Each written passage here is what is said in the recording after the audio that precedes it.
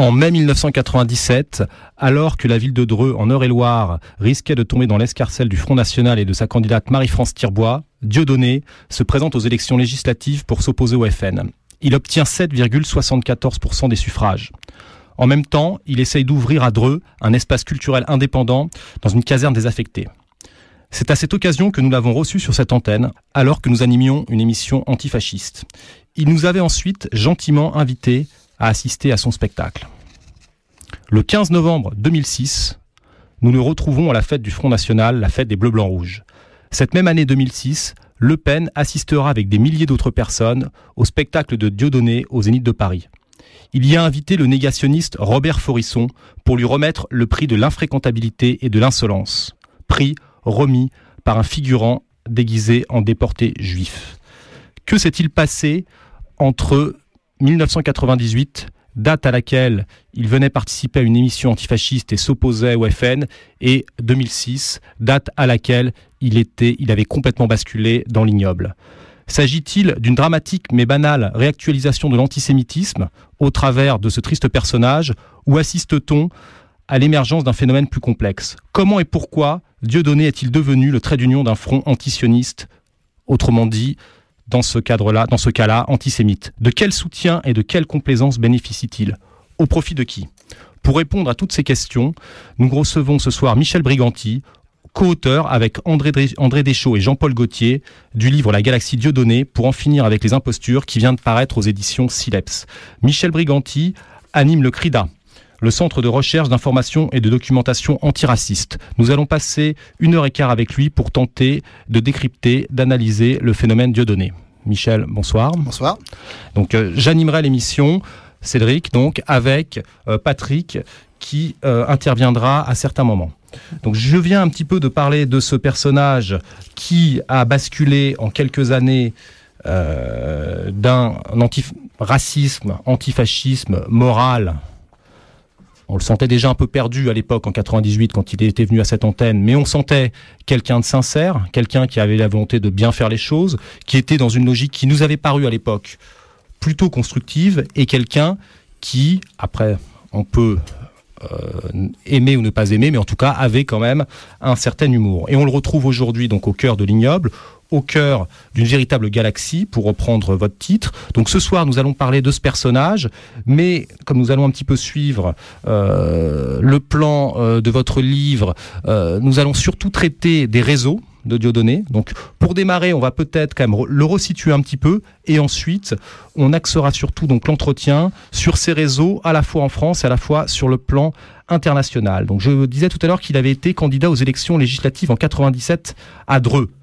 Complètement. Dieudonné, c'est le point de départ de notre ouvrage. Hein. C'est à la fois au départ une énigme, parce que pour ce qui nous concerne, tous les trois, nous avons eu, comme vous, apparemment l'occasion de le fréquenter il y a de cela quelques années avec d'autres orientations politiques, aussi de le voir en spectacle où il n'y a pas de débat. C'était un humoriste, je parle au passé, c'était un humoriste car effectivement il avait un certain talent, non pas parce que ses thèmes, je dirais, de scène pouvaient rencontrer ce que nous pensions par ailleurs, mais parce que effectivement il jouait à plein le rôle qui était le sien. Et puis il y a eu soit une lente évolution, n'étant pas psychanalyste et n'ayant pas non plus décortiqué son comportement au quotidien durant ces dernières années. On ne peut pas dater avec précision son basculement. Par contre, il y a eu à la fois une dérive du personnage qui est passé, comme vous l'indiquiez, d'un antiracisme et d'un antifascisme moral. Effectivement, il était plutôt dans la mouvance, on va dire, pour faire court, SOS racisme des grandes années. Donc, un antiracisme du bien et du mal, un antiracisme un petit peu influencé quand même par le Parti socialiste. C'était quand même non pas son rattachement politique, car il n'a jamais été à notre connaissance encarté. En tous les cas, il fréquentait des milieux, on va dire, artistiques qui étaient proches des partis gouvernementaux de l'époque. Et donc, aussi des gens comme Zebda, on l'avait vu tout aussi, à fait, soutenir Zebda au municipal à Toulouse en 98. À Toulouse en 98, avec d'autres artistes. Il n'a pas hésité à soutenir la liste, qui d'ailleurs a eu des élus, puis ensuite qui a vécu sa vie de liste politique. Et il a comme ça, au fil du temps, Dieudonné, on a mis l'homme qui aimait les élections, c'est le titre du chapitre, car on se posait la question, c'est quand même un humoriste au départ, c'est son métier, c'est sa profession, et en fait, c'est l'un des hommes politiques qui s'est le plus présenté aux élections. Il avait pratiquement tout fait, ou du moins tout tenté de faire. Vous indiquiez les législatives contre Marie-France Thierbois. Donc Marie-France Thierbois, c'était une des figures du Front National, qui est décédée il y a peu, et son mari, donc Jean-Pierre Thierbois, était l'un des piliers fondateurs, un solidariste, donc l'un des courants de l'extrême droite française. Donc vraiment, ce qui se fait non pas plus radical, parce qu'après distribuer la palme à tel ou tel, c'est parfois un peu complexe, mais enfin en tous les cas, une extrême droite qui se revendiquait comme telle. Puis les municipales, puis 2 fois candidat à la candidature au présidentiel, puis candidat contre Dominique Strauss-Kahn à Sarcelles aux législatives quelques années plus tard, puis candidat sur la liste Euro-Palestine, sur laquelle sans doute on reviendra car c'est un moment important, et puis son dernier, je dirais, fait politique en matière électorale, c'est se présenter sur la liste dite antisioniste, donc sur laquelle je pense on reviendra parce qu'il y a beaucoup à dire, et qui a été un catalyseur de tout un tas de mouvements, d'individus, de revues qui pour la première fois ont connu une audience médiatique relativement importante. Et puis là, c'est la chute, mais ce n'est pas un secret, mais aux prochaines élections présidentielles, Dieudonné soutiendra un candidat qui s'appelle Biquette.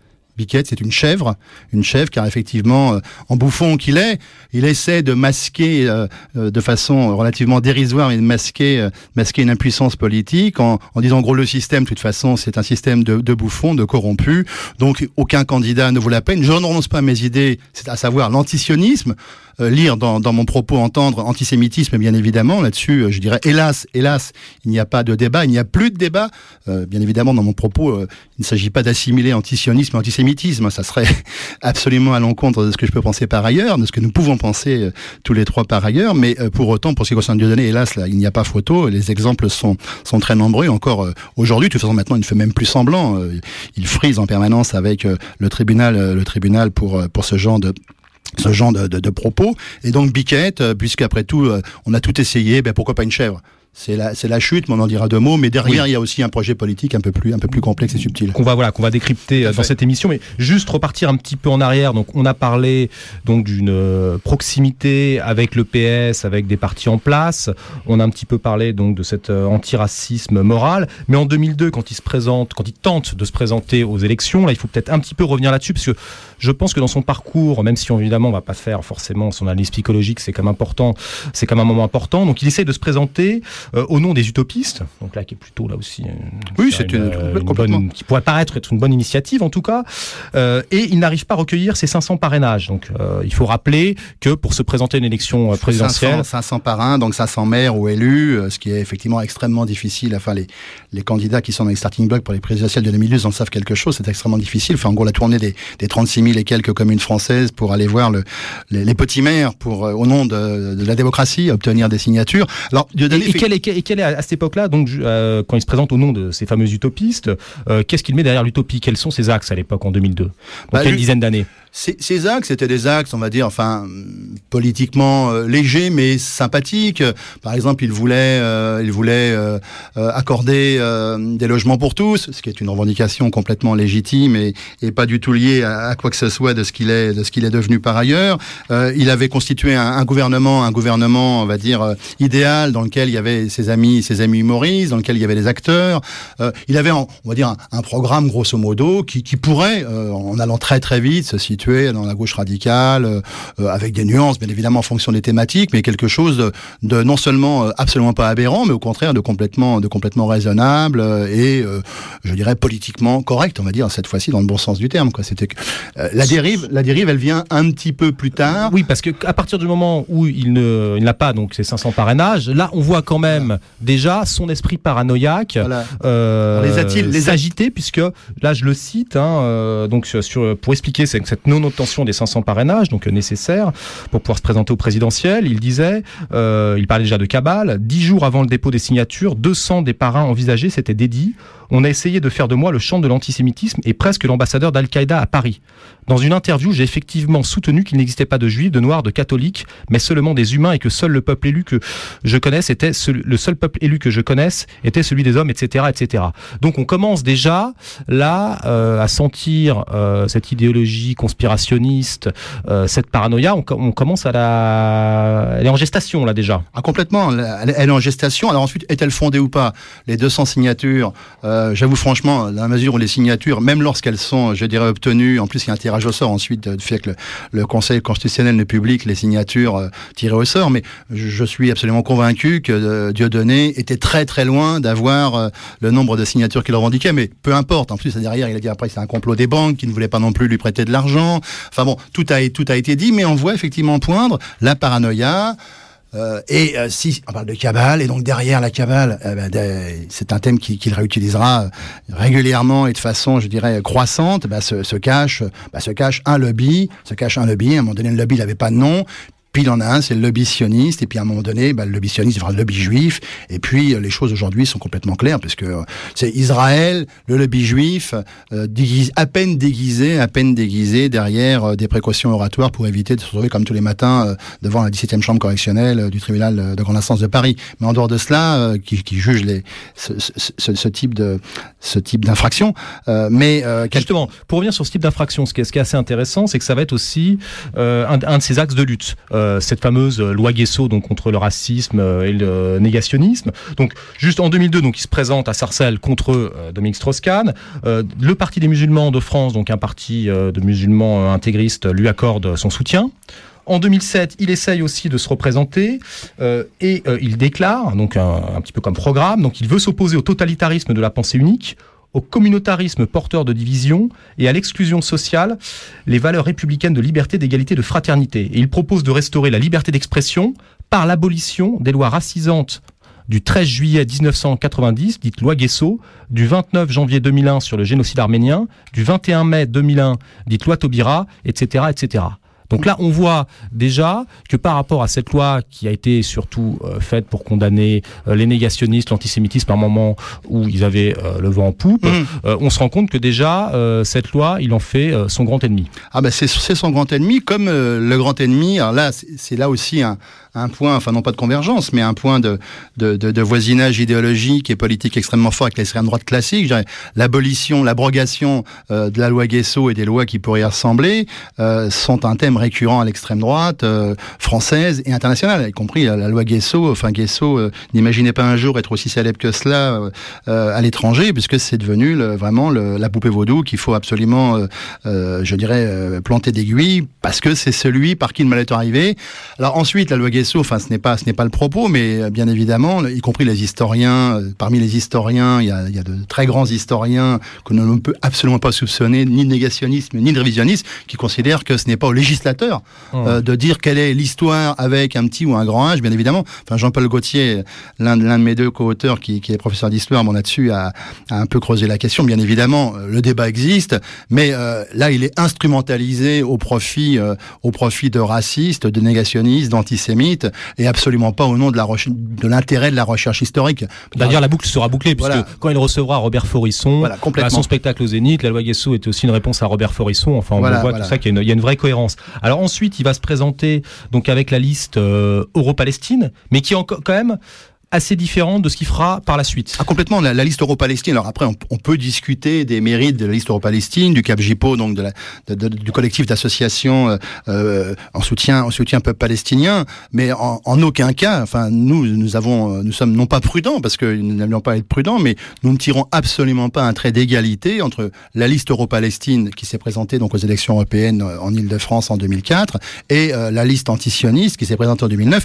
Il n'y a aucun rapport, même si sur les deux listes, on peut regarder en étant, je dirais, avec une grosse loupe, il y a éventuellement des soutiens. Par exemple, il y avait déjà Dieudonné, Alain Soral qui gravitait autour. Dieudonné était sur la liste. Enfin, des personnages pouvaient se retrouver sur les deux listes, mais en aucun cas, les projets politiques étaient identiques. Savoir que en 2004, Laïla Chaïd, qui était à l'époque la représentante parisienne de l'autorité palestinienne, avait demandé à la liste Euro-Palestine de se retirer, puis en disant en gros c'était pas le meilleur moyen, non pas parce qu'elle qu'elle était mauvaise intrinsèquement, mais parce que elle considérait que c'était pas le meilleur moyen que de défendre le peuple palestinien à Paris lors des européennes, que de focaliser sur un conflit israélo-palestinien. Bon, ensuite, c'est un débat, mais nous étions à l'intérieur, je dirais, d'un débat entre amis du peuple palestinien, reconnus comme tel par le peuple palestinien et les organisations et l'autorité en 2009. La liste antisioniste qui se présente aux élections européennes de 2009. Ouais. Personne ne la reconnaît. Alors après, on peut considérer que c'est de l'hypocrisie. Les faux culs en politique sont nombreux, y compris dans certains milieux. Mais en tous les cas, personne ne reconnaît la liste comme étant une liste amie, que ce soit le Hezbollah, le Hamas, l'autorité palestinienne. Personne. Alors même si pourtant Dieudonné, donc là je vais le citer, invite tous les insoumis de ce système, tous les infréquentables, à le rejoindre dans sa lutte pour la liberté d'expression.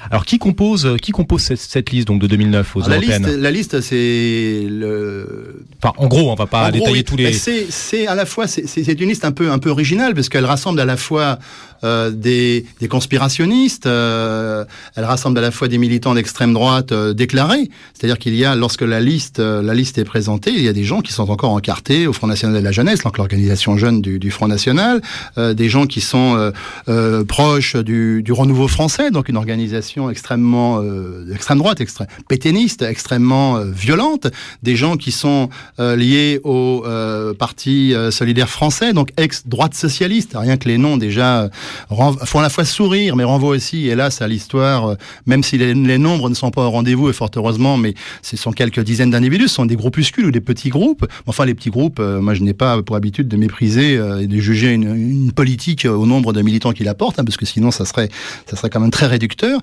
Il y a bien sûr aussi la composante dite musulmane, avec des guillemets, qui tourne autour du parti antisioniste de Yahya Gouasmi, et de très nombreuses autres petites, je dirais, structures. Je mets encore des guillemets musulmanes, car ce sont des gens qui se revendiquent comme musulmans, mais qui sont de fait plutôt l'émanation en France, parce qu'il faut appeler un chat, sans mauvais jeu de mots, de certaines politiques étrangères, par exemple, je parle de la République islamique d'Iran. Alors ça, on y reviendra un petit peu tout à l'heure. C'est l'exemple. Et donc cette liste, c'est vraiment un attelage très hétéroclite. Il y a aussi quelques illuminés, des amis des sectes. Bon, je suis prudent, car la personne Philippe Cotten, qui est un ami des sectes, c'est un procédurier. Donc, en gros, dès que son nom est prononcé, il fait des procès au monde entier. Donc soyons prudents, ne donnons pas des estrades judiciaires à des gens qui ne les méritent absolument pas. Mais... Et on retrouve par exemple aussi, alors à cette antenne, ça peut aussi nous intéresser, un certain Francesco Condemi. Complètement. Alors Condemi, c'est encore un cas particulier. Ah oui, forcément, parce que la liste avait pour objectif, sous couvert d'antisionisme, ce qui, vu de chez nous, n'est pas en soi infamant, loin de là, bien au contraire, de rassembler tous les rebelles au nouvel ordre mondial, on verra comment on le traduit en neuf langues d'extrême droite, mais et donc il y avait effectivement une composante qui se déclarait soit altermondialiste. Il y avait un militant qui avait traîné ses guêtres à Attaque. Il y avait aussi effectivement c'est Francesco Condemi qui a, dit-il, mais apparemment les vérifications ont été faites par nos soins, qui a traîné dans ses jeunes années d'étudiant dans la mouvance de l'extrême gauche, à Jussieu, à l'université de Jussieu à Paris par exemple, à la Ligue communiste révolutionnaire, jeunesse communiste révolutionnaire, qui aujourd'hui qui a été aussi dans les mouvements de chômeurs en 98, qui était plutôt tendance libertaire autonome. Et qui aujourd'hui continue, même si personne ne le reconnaît comme étant l'un des siens, se définit comme étant un militant libertaire. Il a cité la CNT, Alternative Libertaire. Enfin bon, en gros, toute la mouvance libertaire y est passée, mais à aucun moment que ces organisations ne l'ont reconnu comme l'un des leurs, bien évidemment. Et donc ce Francesco Condemi, donc tout à l'heure on parlait de l'altermondialisme, mais Francesco Condemi, contrairement à cet altermondialiste, il joue un rôle quand même un peu plus important dans cette liste que d'autres. Voilà, de prime abord, on pensait que c'était un peu un farfelu parmi d'autres, parce qu'effectivement, son discours politique était quand même relativement peu cohérent. Et en regardant de plus près, et surtout en remontant un petit peu la chronologie, à la fois des bios des différents candidats, mais aussi des mouvements qui gravitent autour des candidats, nous nous sommes rendus compte que donc Condemi est documentariste et a une société de production, Clap 36, qui produit des documentaires, je dirais de bas niveau, on va dire ça comme ça. Je ne suis pas spécialiste en cinéma, mais enfin, c'est c'est quand même relativement indigent, bien qu'intéressant par ailleurs. Sur des documentaires de propagande, donc il y a toute la lourdeur que ça peut engendrer. Essentiellement des interviews face caméra, avec des extraits d'archives un peu lourds effectivement, mais qui produisent un certain effet, et donc qui ont été très vus dans les milieux gauchistes libertaires encore en 2002-2003, notamment son documentaire qu'il avait fait sur la guerre en Irak, donc entre les deux guerres en Irak, donc entre celle de 91, la première guerre du Golfe, et la seconde. Il était allé en Irak et il avait un discours très pro Saddam Hussein, assez gênant, mais en même temps gênant, mais avec une force, je dirais, dans le discours anti-impérialiste qui faisait qu'il était quand même séduisant pour les milieux gauchistes traditionnels qui pouvaient s'y retrouver. Tout à fait. Il a mis aussi sa caméra ensuite au service de la mouvance, parce que la galaxie, on aurait pu aussi appeler ça nébuleuse. Alors après, nous ne sommes pas des spécialistes du domaine scientifique en question, mais enfin, en tous les cas, ce sont des planètes qui parfois, je dirais, convergent, se rencontrent, font un bout de chemin ensemble. Il y a la galaxie de Thierry Messant, qui lui aussi, je dirais, a commencé, n'est pas devenu un militant d'extrême droite. Par contre, aujourd'hui, il les fréquente extrêmement assidûment, au point de leur accorder des interviews dans Rivarol. Donc Rivarol, ce n'est pas quand même une feuille de chou anodine, c'est quand même l'un des piliers de la presse extrême droite parisienne, fondée par les épurés de la collaboration. Donc ça, c'est tout dire. Et donc Thierry Messant se veut un géopoliticien, un géostratège. Il a effectivement une culture politique et géopolitique relativement conséquente. Il passe toutes les semaines sur des chaînes, je dirais, où ses spectateurs se chiffrent par millions, les chaînes russes, des chaînes vénézuéliennes, des chaînes iraniennes. Bon, effectivement, les médias, on va dire, certains médias étatiques se l'arrachent. Donc, de ce point de vue-là, il a une audience sans commune mesure avec la nature de son personnage. Et Condemi a donné, par exemple, en 2005, à Bruxelles, il y a eu une conférence qui s'est appelée Axis for Peace, donc l'Axe pour la paix, conférence à laquelle ont participé c'est désagréable à dire, mais des idiots utiles, on va dire cela comme ça, des gens en toute bonne foi. Le contenu de la conférence en lui-même, du moins ce qui en a été publié, car nous n'y avons pas assisté, mais nous en avons lu les minutes, il n'y a pas eu de dérapage outrancier. C'était en gros une conférence de plus contre le nouvel ordre, on y retrouvait des gens qu'ici on a pu suivre dans les mouvances libertaires, on a pu suivre, parce que certains se revendiquent. Je pense par exemple au Belge Jean Bricmont, au scientifique belge Jean Bricmont, qu'on connaît par ailleurs pour sa proximité avec Chomsky notamment, voilà. Qui est considéré un petit peu comme le principal relais de Chomsky en Europe, ou des gens comme Annie Lacroix-Rie, qui est une historienne, donc spécialiste des années 30, voilà. qu'on avait aussi d'ailleurs reçu à cette antenne. Donc on voit que c'est vrai que c'est un véritable panier de crabes. Nous les avons en même temps, nous les avons interrogés, parce que c'est toujours désagréable d'ajouter sur une liste d'affreux des gens qui, quoi qu'on pense par ailleurs de leurs propos, ne sont intrinsèquement pas affreux, je dirais, par nature. Annie Lacroix est un exemple. Nous l'avons interrogé en disant voilà, vous avez participé à cette conférence Axis for Peace. Par ailleurs, vous avez participé à des débats organisés par les conspirationnistes de Solidarité et Progrès, de Cheminade. On en reparlera, on développera. Cheminade. Vous êtes fait piéger, berner. Concrètement, on a reçu des messages, parce que d'ailleurs c'est pour ça que nous avons atténué nos propos en disant effectivement, elle a participé une fois, et puis elle s'est rendue compte, alertée par ses amis, qu'elle faisait fausse route, et donc bien sûr les relations en sont restées là.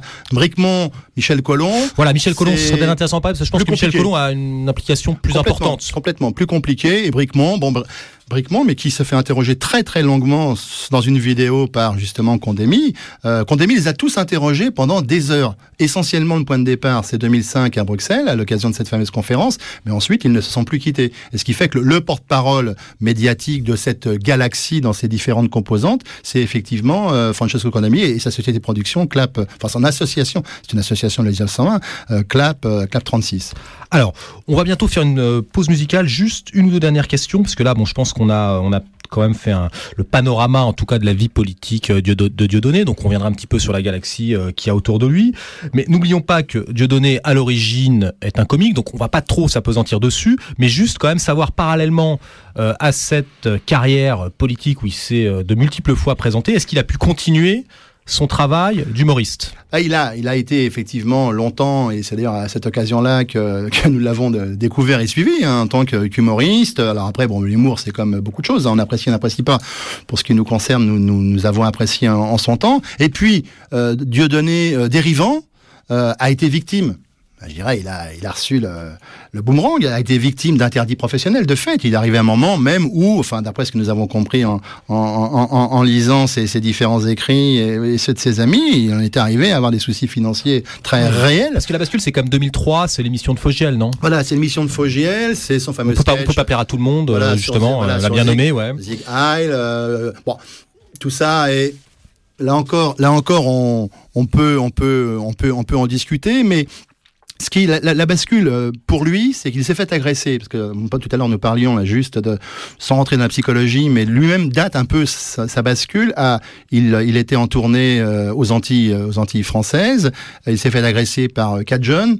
4 jeunes qui étaient 4 jeunes juifs sionistes, qui sont devenus ensuite dans la propagande de Dieudonné, qui sont devenus des membres de Tzahal, donc de l'armée israélienne, titulaires d'un double passeport, entraînés au Krav Maga. C'est la totale dans le délire paranoïaque antisioniste avec 50 guillemets. Mais là, effectivement, il s'est fait agresser.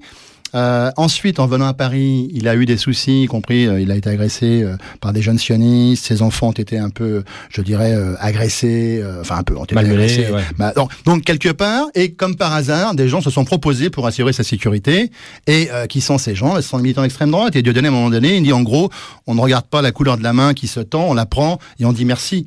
Et effectivement, c'est une constante dans les dérives que l'on a pu constater. Regarder des gens qui, chez les Verts ou ailleurs, qui ont dérivé, je dirais, d'un antisionisme, on va dire, complètement fréquentable, et puis très rapidement, une peau de banane aidant, sortant une énorme connerie, faut l'appeler comme cela, conscient ou pas, je n'en sais rien, je ne suis pas dans la tête des gens, et puis deviennent tricards, l'ostracisation, et à un moment donné, on leur dit, viens chez nous, on ne demande pas d'abjurer ton passé. Oui, la radicalisation. Voilà, tu fais ton chemin, et puis on verra bien. Et il y en a quelques-uns comme ça. Donc Dieudonné, a été en gros interdit de spectacle dans beaucoup de salles, et par contre, il s'est doté d'un outil qui a l'air assez efficace, puisque cet outil va à la fois lui servir à lui, à la fois servir à son réseau, qui est le Théâtre de la Main d'Or.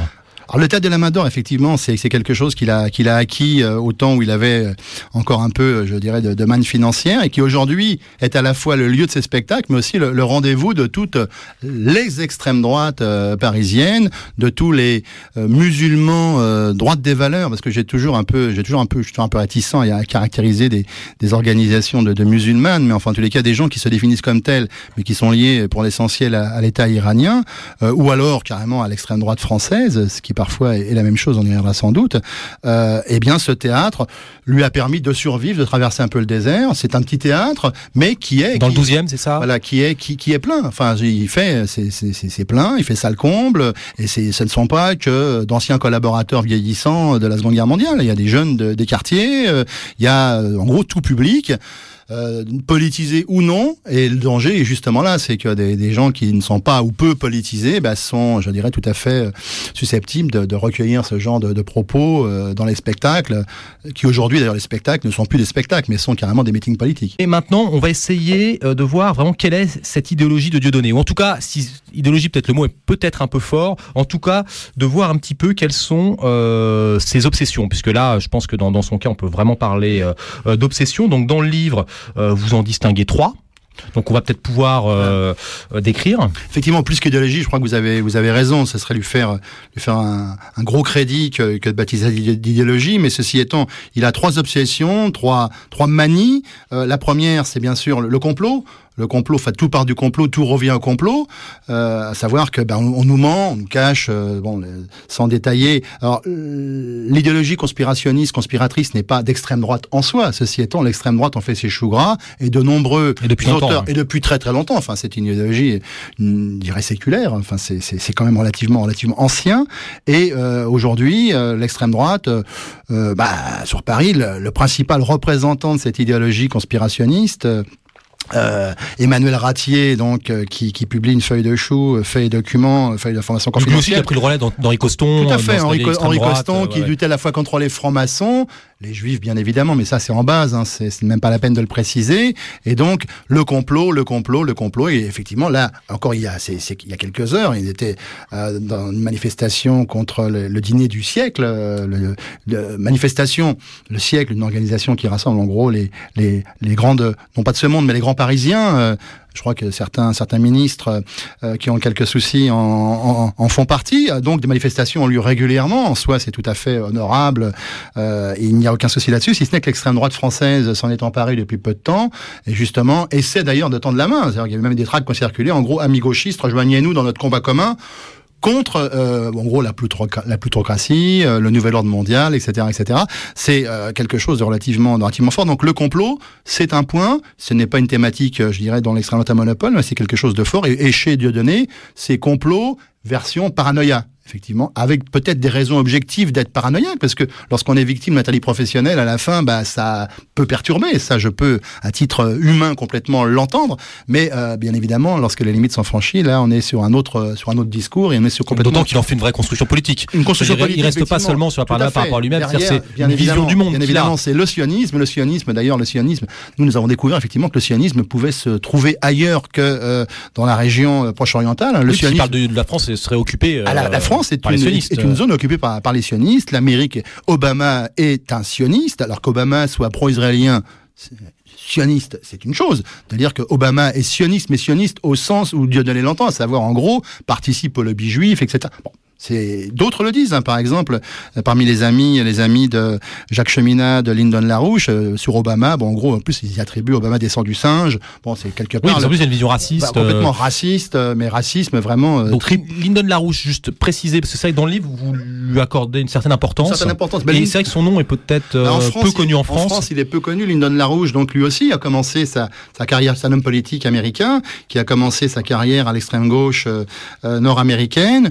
Puis très rapidement, j'insiste sur le très rapidement, est devenu un politicien parmi d'autres, mais qui a bâti son petit empire politico-médiatique sur le complot contre l'URSS à l'époque, donc un antisoviétisme forcené et qui est, je dirais, antisémite, qui a une Windsor aussi. Ça c'est une spécificité aussi, c'est qu'il pense que c'est l'Angleterre. Ça c'est assez étonnant quand même comme vision conspirationniste. Élisabeth II, agent du Mossad et à la tête en fait d'un trafic de drogue, la drogue ayant pour objectif de pervertir en gros la jeunesse qui normalement lutterait de façon saine contre le système, mais en les droguant forcément on aboutit à autre chose. Effectivement, c'est une bouillie pour chat idéologique sur quelques dizaines de milliers de pages quand même, parce que ce sont des gens qui produisent beaucoup et en toutes les langues. C'est un véritable empire, un empire éditorial.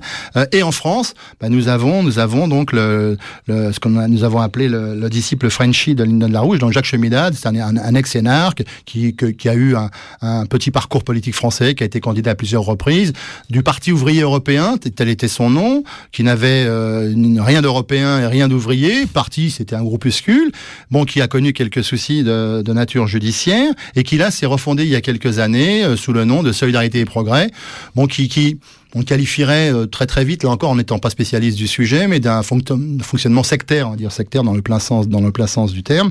Donc le complot avec effectivement cet arrière-fond à l'extrême droite, plus Lyndon LaRouche, Jacques Cheminade, Thierry Messant dans une version un peu plus intelligente. Donc Thierry Messant, on l'a un petit peu abordé, mais je pense qu'il faut encore en parler un tout petit peu, puisque là aussi c'est quelqu'un qu'on avait connu, on avait assisté à ses conférences à l'époque, enfin beaucoup d'entre nous. Je pense qu'il il a même dû venir à cette antenne, parce que c'était quelqu'un qui traitait notamment de l'Opus Dei, donc comment on pourrait dire un courant dur au Vatican. Et déjà, en fait, en y repensant quand même a posteriori, on se rend compte que déjà dans sa critique de l'Opus Dei, il y avait déjà quand même une vision quand même conspirationniste quand même de cette thématique-là. Il pensait quand même que c'était l'Opus Dei qui avait construit l'Europe et que c'était l'Opus Dei aujourd'hui qui tenait l'Europe. Donc déjà quand même, c'était en germe. Mais bon. Ces idéologies, de toute façon, sont toujours à la recherche d'un grand manipulateur, du marionnettiste, de celui qui est à l'origine. À un moment donné, c'est le lobby franc-maçon, ça peut être l'Opus Dei, ça peut être les Illuminati, ça peut être les judéo-bolcheviques, ça peut être tout cela en même temps, ce qui est un peu compliqué, mais pourquoi pas, allons-y. Et Messant, c'est la version quand même un peu plus intelligente. Messant essaie quand même de se donner une rigueur intellectuelle dans ses propos, y compris les plus délirants. Il est difficile à prendre en défaut, sauf lorsqu'il se lâche. mais il se lâche maintenant de plus en plus. Là aussi, il a publié récemment une interview dans Rivarol où il dit un petit peu ce qu'il pense. En même temps, lui aussi, il est paranoïaque. Il a quitté la France. Oui, voilà, expliquez ça, parce que ça, c'est quand même assez étonnant. Alors, Messan, juste Messan, quand même, on l'a connu du grand public, parce que là, donc, il était connu dans des milieux politisés, anticléricaux, donc pour son travail sur l'Opus Dei, son travail sur l'extrême droite, contre l'extrême droite avec le réseau Voltaire, contre le retour de l'ordre moral. Donc ça, je dirais qu'il avait une audience quand même limitée. Et il a ensuite été très connu à partir de son livre, donc L'effroyable imposture, après donc le 11 septembre 2001. Où Thierry Messan, effectivement, publie un ouvrage dans lequel il n'a pas été le seul à le faire. D'autres ouvrages du même type ont existé, mais il est le seul à avoir eu cette reconnaissance, une audience énorme, internationale, des dizaines de traductions en langue étrangère, des centaines de milliers d'ouvrages vendus dans toutes les langues, donc un succès extraordinaire, inattendu pour lui bien évidemment. Et Messan donc attribue le 11 septembre non pas à la CIA comme ça a été dit. D'ailleurs, il a fait récemment une rectification dans Le Monde, parce que Le Monde l'a un peu chatouillé sur ce sujet-là il y a quelques jours, donc en disant non, ce n'est pas la CIA, ce sont certaines fractions du lobby militaro-industriel américain. Bon, certains apprécieront la différence, elle existe bien évidemment, mais elle est subtile. Dans tous les cas, ce n'est pas le propos. Mais donc Messan effectivement est passé dans l'antifascisme. Pour ce qui me concerne, moi j'ai fréquenté Thierry Messan il y a quelques années de cela, dans des débats où nous échangions sur la meilleure façon de combattre l'extrême droite et le Front National. Il a été à l'origine, avec d'autres, parce qu'aujourd'hui, il s'attribue la paternité de tout. L'antifascisme en France, c'était lui. C'était heureusement un petit peu plus large que sa propre personne, mais effectivement, il a participé à la mise en place d'une commission d'enquête parlementaire sur le DPS, donc le service d'ordre du Front National. Il a été à l'origine de mouvements d'homosexuels contre l'ordre moral et la pénétration de l'extrême droite dans ces milieux. Enfin bon, il a fait des choses complètement tout à fait honorables. Et puis, lui, son bouquin lui a valu, un bouquin quand même qui lorsqu'on regarde de très près, comme dans toute théorie du complot, il y a toujours quelques éléments factuels qui ne sont pas forcément complètement idiots ou troublant, faux, mais qui troublent. Et de là à en construire quelque chose de complet, de total, là, bien évidemment, il a poussé le bouchon très loin, ce qu'il a valu des inimitiés. Et lui, dit-il, depuis ce jour-là, je suis tricard, on veut ma peau. Voilà, ça va plus loin que tricard. J'ai été exfiltré. Voilà. Et aujourd'hui, je vis à Beyrouth. Je suis protégé. On ne sait pas par qui. Enfin, nous, on peut mettre des noms sur les services qui le protègent. Mais bon, c'est un mythomane. C'est un mythomane qui en tout cas, c'est un mythomane, mais il est quand même à Beyrouth, il a quand même des réseaux internationaux. Complètement, vous disiez tout à l'heure, il avait quand même une large audience. Complètement, c'est un globe-trotteur, c'est en gros l'expert, est-ce complot, est-ce empire américain. Là, il vient de faire un film dont on parlera sans doute financé, mais c'est en toute transparence, financé. Donc, vous pouvez nous en parler là. Messan fréquente régulièrement l'Iran qui, comme chacun sait, est le pays le plus démocratique au monde et le plus ouvert en matière d'expression culturelle. Les cinéastes emprisonnés en savent quelque chose. Donc, Messan, Dieudonné est allé chercher, parce que Dieudonné veut faire 2 films, dont un qui lui tient à cœur. C'est d'ailleurs le second point de ses obsessions, c'est la traite des Noirs, donc la traite des esclaves. Et donc il veut faire un film sur le Code Noir, le fameux Code Noir qui organisait en gros la traite des Noirs il y a de cela quelques siècles. Il avait un projet de film qu'il a présenté au Centre national de la cinématographie.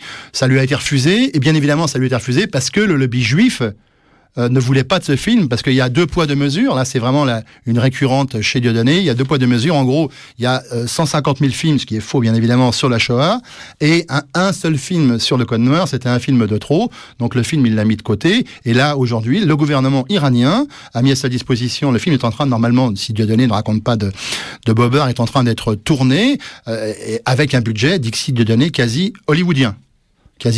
Donc on parle de centaines de milliers d'euros, donc avec tournée en Iran, en Espagne, à Cuba, au Venezuela, avec des artistes dont il ne publie pas la liste, parce que sinon les artistes auraient des soucis, toujours le côté paranoïaque, pas forcément infondé par ailleurs, mais donc un gros budget. Et Thierry Messan, lui, a fait un documentaire dont il est d'ailleurs, nous ne l'avons pas encore vu, mais il sort prochainement, c'est je crois la semaine prochaine, à Paris, en exclusivité dans une salle, et ce film, c'est un documentaire dont Messan est l'un des acteurs, où il raconte en fait comment le 11 septembre s'est déroulé à sa façon. Bon, c'est filmé par un documentariste iranien qui a fait beaucoup de choses sur le conflit Iran-Irak.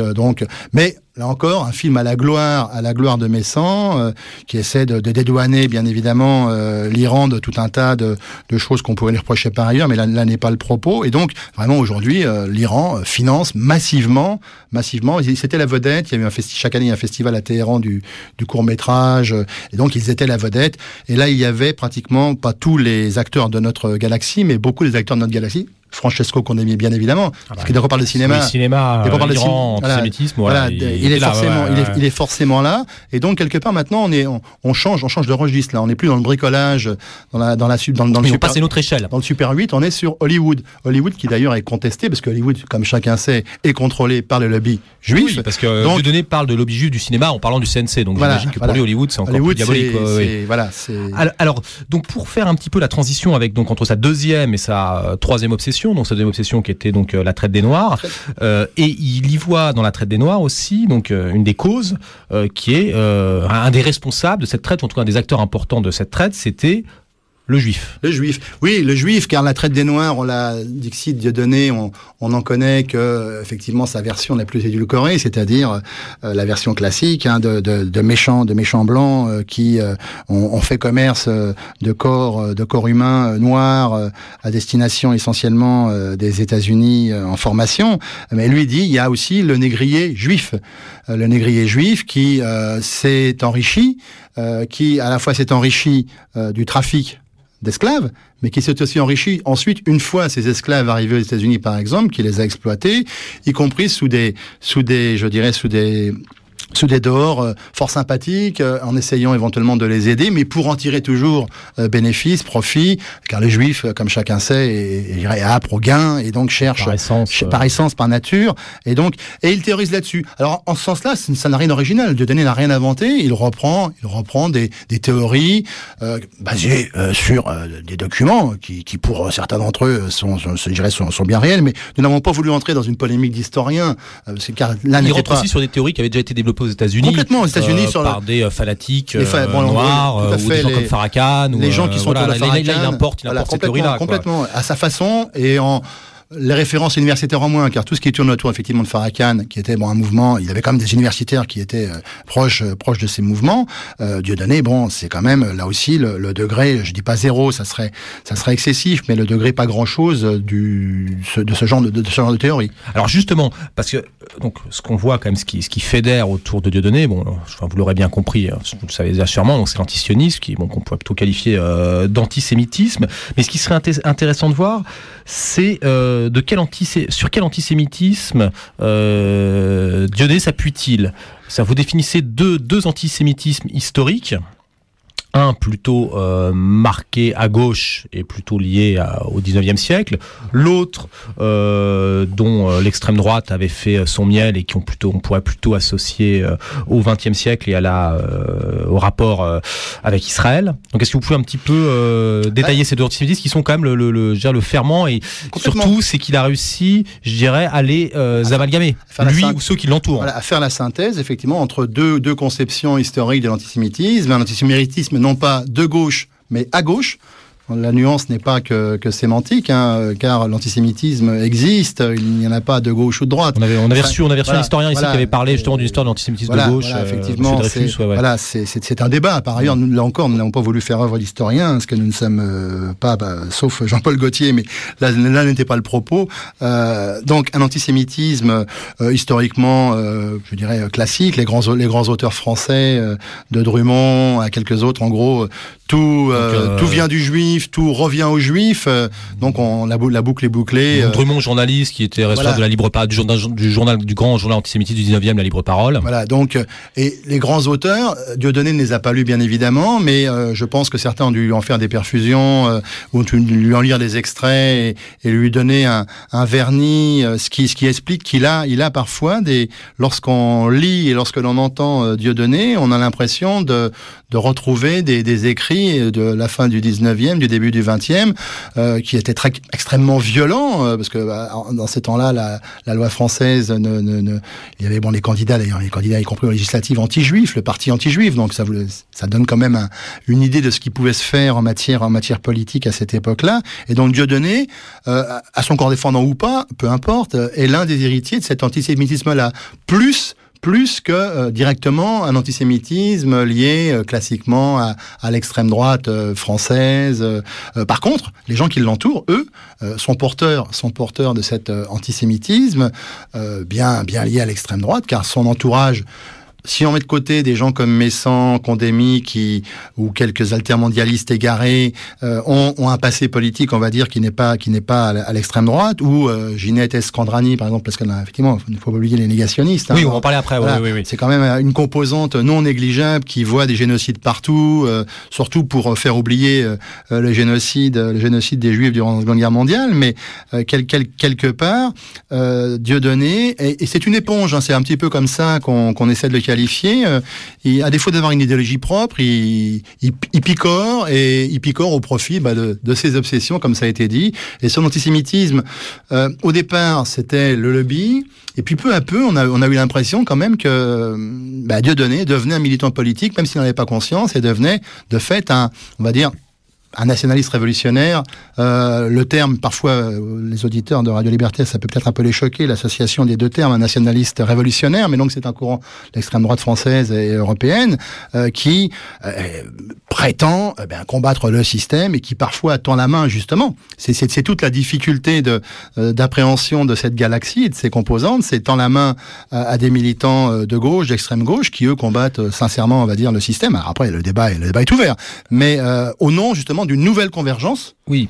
D'une nouvelle convergence, non pas des extrêmes, mais d'une nouvelle convergence des rebelles, de ceux qui sont hostiles au système incarné par l'Amérique du Nord et l'État d'Israël, et de leurs laquais, de leurs valets, donc les gouvernements de Sarkozy et quelques autres. Alors certains parlent même de gauche du travail, droite des valeurs, notamment quelqu'un qui est important et que je pense maintenant il faut quand même en parler un petit peu, c'est Alain Soral, qui va jouer quand même dans les évolutions idéologiques et même au-delà dans la construction des réseaux de cette galaxie Dieudonné, la structuration, un rôle important, donc c'est Alain Soral. Donc est-ce que vous pouvez nous en parler un petit peu? Alors Alain Soral, effectivement, vous avez raison de le signaler, Alain Soral est une pierre importante dans la construction de la galaxie, peut-être pas la pierre qu'il aimerait être, c'est-à-dire qu'Alain Soral a quand même une image de lui relativement importante, mais Alain Soral donc se définit, mais nous n'avons pas eu la preuve de la chose, se répand partout comme étant un ancien militant du Parti communiste français.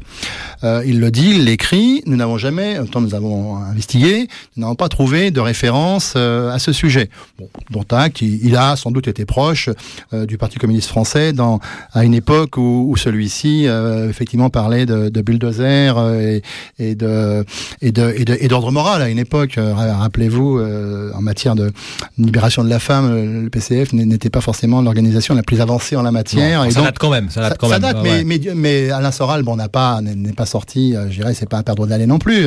Il a un certain âge, il a connu les années 80, 90. À cette époque-là, il se définissait comme marxiste, ce qu'il revendique toujours, d'ailleurs, un marxisme à sa façon.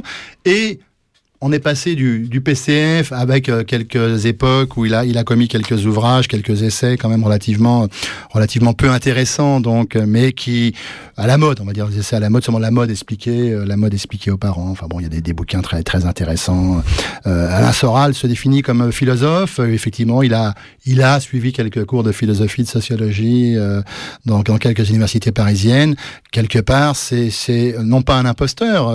Ses diplômes, nous n'avons pas trop vu, mais enfin, on ne juge pas les gens au nombre de diplômes qu'ils peuvent avoir, bien évidemment. Ceci étant, Soral, sa particularité, on passe d'une appartenance au PCF revendiquée mais jamais démontrée, comme je viens de l'expliquer, à une proximité avec le Front National, au point d'en devenir membre du comité central sur demande expresse de Jean-Marie Le Pen, donc qui a ce droit de pouvoir nommer ses amis ou ses fidèles, ses courtisans au comité central du Front, et devenant en gros l'un des idéologues, dit-il, c'est toujours sous le contrôle d'Alain Soral, qui dit beaucoup de choses mais qui ne démontre jamais rien, d'une inflexion du discours du Front National. Par exemple, je ne sais pas si vous avez en mémoire le fameux discours de Valmy de Jean-Marie Le Pen, disant en gros on est français non pas par la couleur, mais par son appartenance à la nation et la volonté d'en faire partie. Donc c'était les grandes époques. En gros, Jaurès aurait voté Front National. Voilà, c'était un petit peu. Oui, parce que l'idée aussi de Soral, c'est comme de briser le clivage droite-gauche. C'est comme sa grande idée. Briser, voilà, c'est l'égalité. Son mouvement, d'ailleurs, Soral a fondé un mouvement qui s'appelle Égalité et Réconciliation. Donc, qui dit gauche du travail, droite des valeurs, essayant de faire la synthèse de tout cela dans ce petit groupuscule et essayant de, je dirais, de peser à la fois dans le débat politique, mais plus dans le débat des idées, parce que là aussi on essaie de faire un peu de l'Alain de Benoît, donc en gros qui a été l'idéologue de la nouvelle droite il y a quelques dizaines d'années maintenant, et qu'en gros on fait un débat dans la stratosphère, dans les idées, un débat métapolitique pour essayer de gagner, parce que là aussi un Soral qui n'a peur de rien se définit en gros Gramsci, donc le philosophe marxiste italien. En gros, pour pouvoir conquérir le pouvoir, il faut d'abord en conquérir les superstructures culturelles par exemple, et donc moi je suis celui-là. De même que Dieudonné se prend pour le Hugo Chavez, donc le président du Venezuela français, Soral n'hésite pas, ne recule devant aucune comparaison, surtout le concernant, et donc Gramsci, Marx, Lénine pas trop, mais Marx beaucoup, et puis quelque part c'est... Et est-ce que Soral sera un des artisans du rapprochement, donc on parlait en 2006 de Jean-Marie Le Pen et de Dieudonné, de l'avenue notamment de Dieudonné, donc ça avait été quand même là aussi, ça avait défrayé la chronique, à la fête des Bleus Blancs Rouges. Complètement. Alors il y a des revendications de paternité qui sont multiples sur le sujet. Beaucoup disent avoir été à l'origine de cette venue, de ce rapprochement, qui ne devait absolument rien au hasard, même si Dieudonné aujourd'hui réécrit un peu sa propre histoire, le révisionnisme comme quoi c'est quelque chose de compliqué, en disant en gros je faisais la tournée des popotes politiques et je serais allé à la fête de l'humanité sans aucun problème si on m'y avait invité, et j'avais prévu d'aller voir l'UMP et tout. Concrètement, il n'a fait un tour que à la fête, donc qui n'était pas la fête des Bleus Blancs Rouges, mais qui était la convention présidentielle du Front, où il a été accueilli, bien évidemment. Soral était l'un de ceux qui ont permis, je dirais, sa venue, avec quelques autres au sein du Front, tel Farid Smaï, qui était l'un des membres du bureau politique du Front National, qui a été écarté depuis. L'arabe de service, ça a ses limites, quelque part, mais il n'a pas été reconduit dans son mandat, en disant le Front National aujourd'hui, eh bien, est un parti sioniste. Comme quoi, on est toujours le sioniste de quelqu'un, c'est terrible dans cet univers impitoyable des extrêmes droites françaises. Donc, effectivement, Dieudonné, ça surprend, mais vous l'avez dit, Dieudonné à la fête donc du Front National, non pas ovationné par les militants, mais les militants, y compris les services d'ordre, se demandant en gros si c'était, sans mauvais jeu de mots, du lard ou du cochon, que fallait-il faire de cet individu. Bon, il est resté sans aucun souci, bien évidemment. Et ensuite, le chemin avec le clan Le Pen, plus qu'avec le Front National, car Marine Le Pen, Jean-Marie Le Pen, sur ce plan-là, ce n'est pas forcément la même chose, au-delà des sympathies qu'elle peut avoir ou pas pour l'individu Dieudonné et pour Alain Soral, mais quelque part, c'était un moment de rencontre, et on retrouvera Dieudonné qui viendra aider Jean-Marie Le Pen en difficulté, et réciproquement. Et le fameux baptême. Et le baptême de Plume. Qui était une grande Plume. viole, là. Alors Plume, c'est à la fois un happening, c'est un buzz, c'est ce que l'on veut, mais la véracité des faits, effectivement, l'une des filles de Dieudonné, donc, qui a plusieurs enfants, qui s'appelle Plume, a été baptisée, donc, à Bordeaux, dans une église dont le curé est Philippe Laguérie, qui est connu sans doute des Parisiens, puisqu'il a longtemps été le responsable de Saint-Nicolas-Chardonnay, donc l'église occupée, dixit, du diocèse de Paris de façon illégale par les intégristes,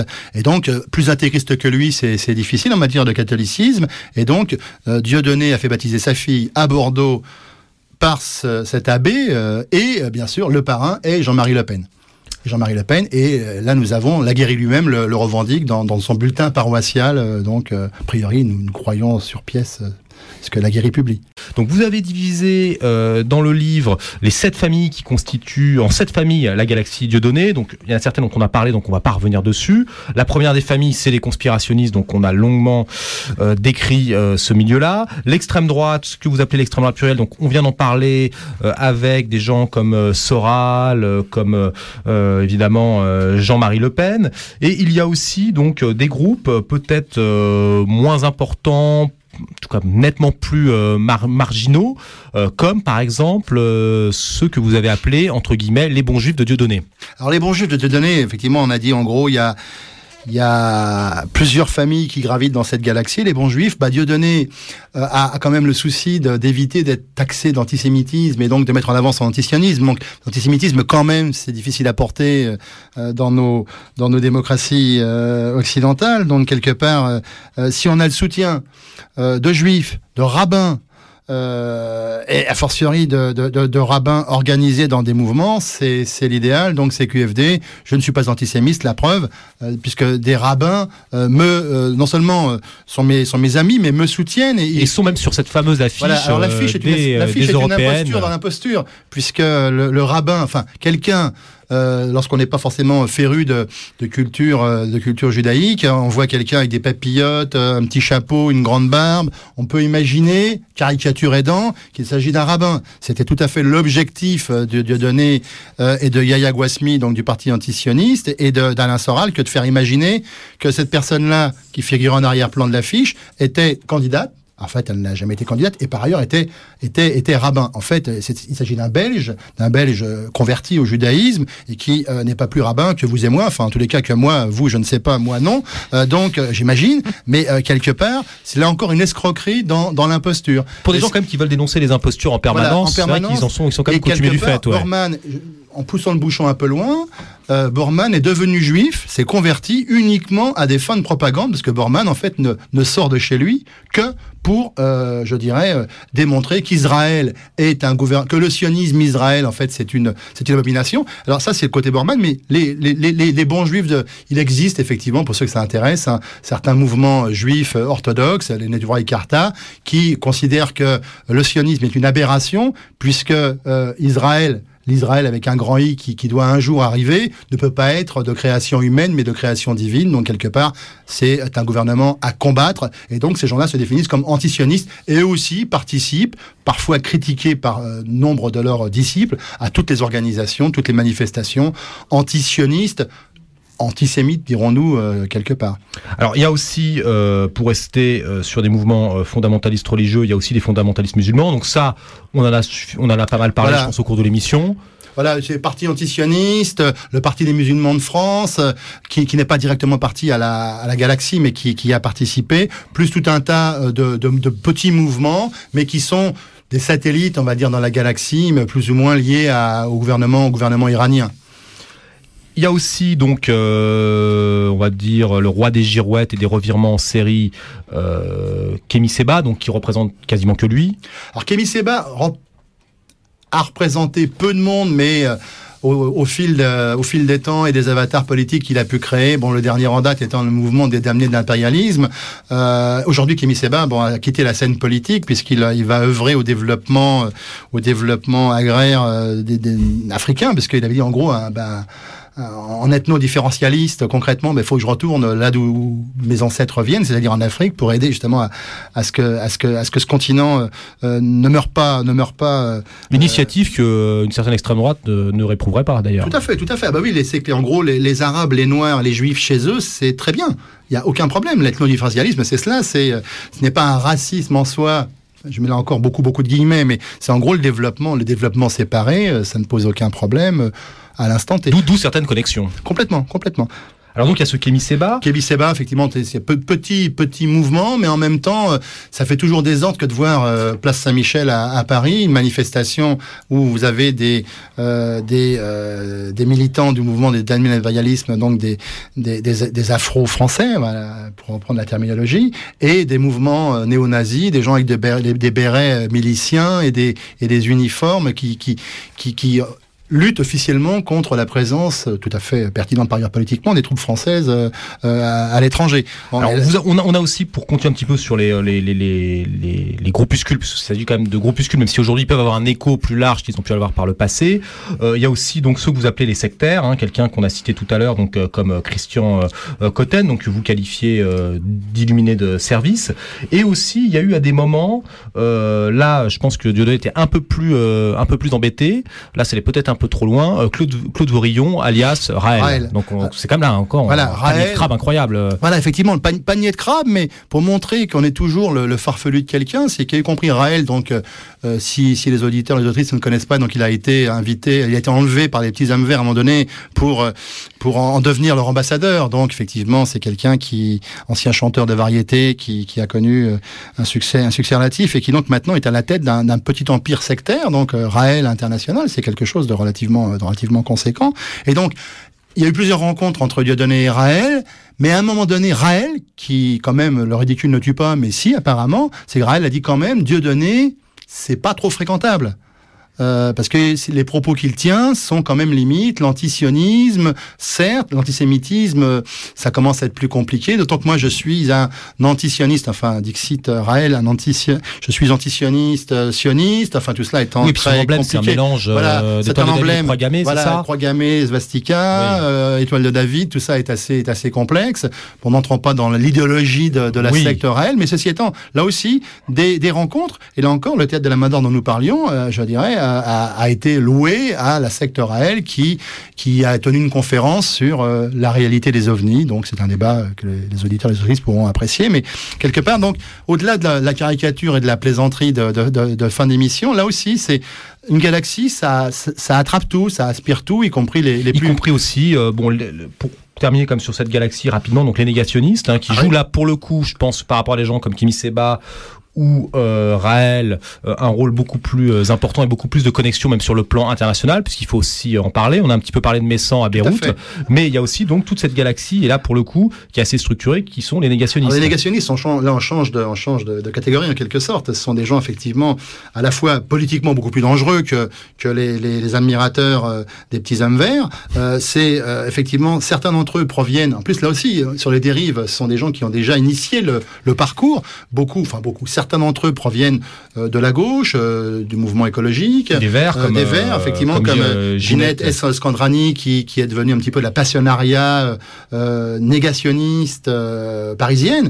Elle est de toutes les initiatives. Elle était encore il y a peu de temps en Libye pour dénoncer le génocide que Obama et Sarkozy étaient en train de réaliser, de perpétrer vis-à-vis du peuple libyen, avec son ami Poumier, qui est une ex-universitaire de l'université de Paris 8, qui a longtemps vécu à Cuba, et qui, toutes les deux, se promènent sur la planète en allant à la recherche de génocides qui chercheraient en fait à masquer le génocide commis contre l'encontre des Juifs, des Tziganes durant la Seconde Guerre mondiale. À tel point que Poumier a commis un ouvrage qui s'appelle Proche des nègres. Alors des nègres, jeu de mots ou pas, c'est nègre, négationniste, en tous les cas, une admiratrice bien sûr de Faurisson, donc Robert Faurisson, dont vous parliez à l'instant sur le fait qu'il ait été présenté au Zénith. Parce que faire acclamer, c'est ce qui nous a... On a vu quand même beaucoup de saloperies durant la préparation de ce bouquin. Ce qui nous a le plus, tant on pensait être vacciné un petit peu en matière de choses abjectes, voir présenter Faurisson, le faire acclamer dans un Zénith plein. On n'aurait jamais cru voir ça au début des années 2000, c'est impossible. Un Zénith plein de jeunes.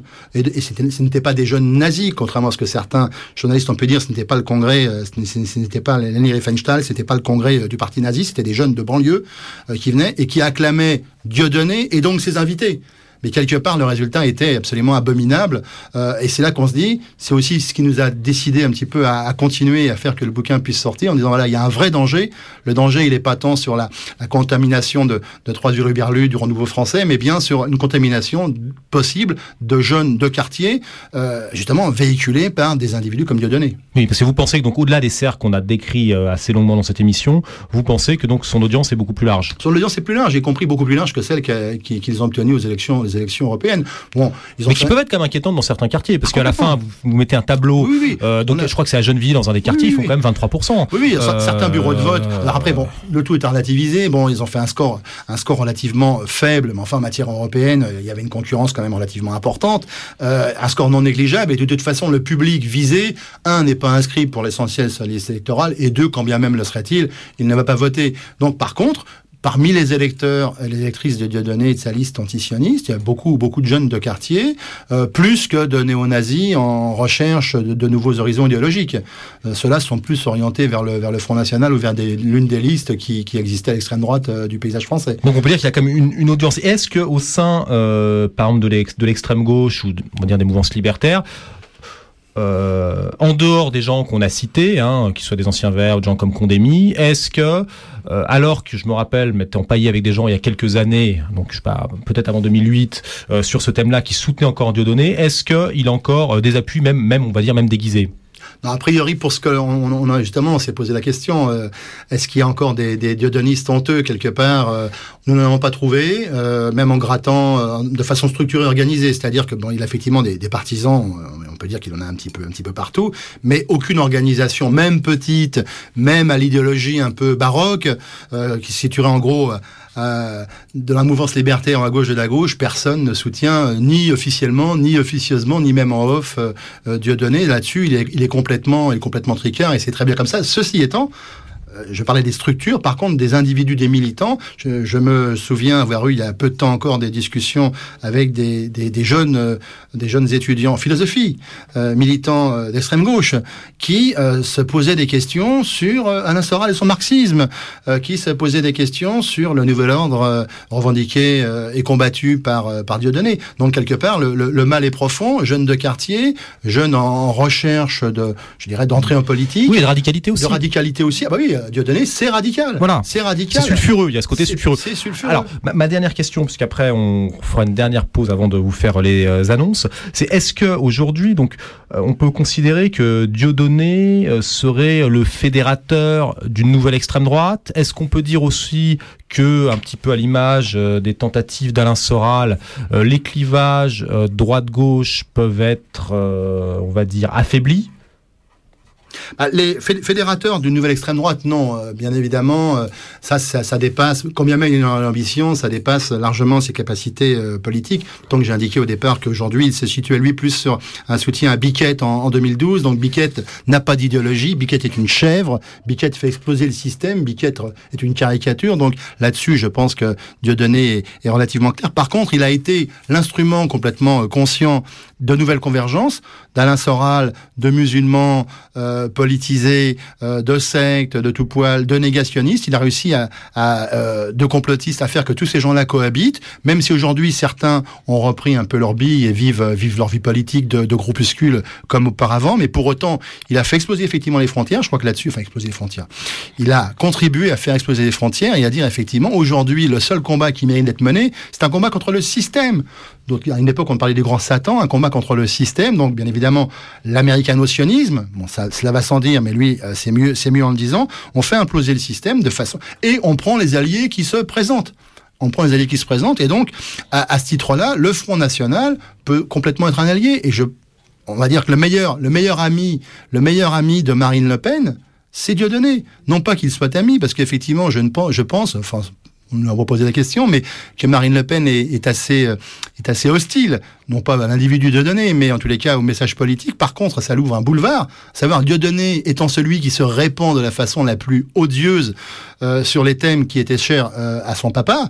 Donc forcément, ça lui donne une respectabilité. Ça lui donne une respectabilité en creux et ça lui ouvre un boulevard. Et en même temps, ça sert aussi de réservoir électoral, car il ne faut pas oublier quand même que les élections, il y en aura d'autres, et que à un certain moment, les jeunes en question, parce que c'est surtout le public jeune qui nous a intéressés, le danger il est là. Le zénith, pour nous, c'était plus jamais ça. C'est un traumatisme. Voilà. Donc Michel Briganti, donc merci. Donc je rappelle que vous êtes co-auteur avec André Deschaux et Jean-Paul Gaultier du livre La Galaxie Dieudonné, pour en finir avec Les Impostures, qui vient de paraître aux éditions Sileps. Merci à vous.